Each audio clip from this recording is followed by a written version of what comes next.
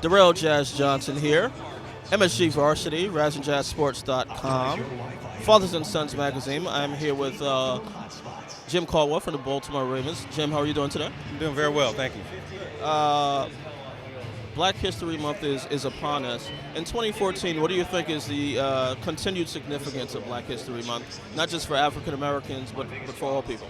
Well, I think without question that, for one thing, that there's probably far too little attention paid to some of the greats that have made a significant difference in this country, not just for those of us that are African Americans, but for all people. So I think it's very, very important that it continues to be recognized and that people learn a little bit more about it.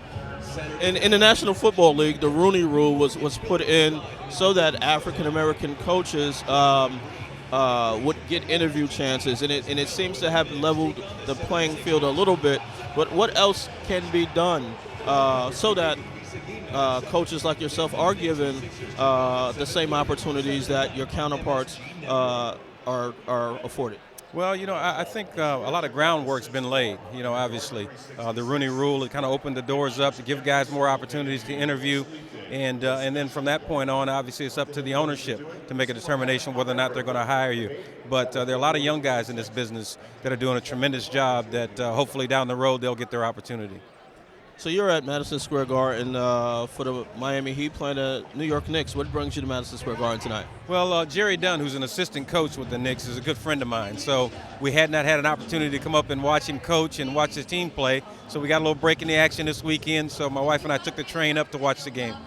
What are your thoughts on the newly remodeled, retransformed Madison Square Garden? Boy, tremendous arena. Matter of fact, I've seen it on television back in the old days and kind of anticipated that the Garden would be, maybe have some of the same traditional look, but this is a fabulous facility.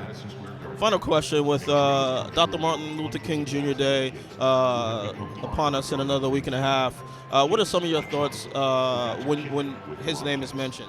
Well, one of the things, obviously, he was just such an inspirational individual who certainly done so much for our country through nonviolence.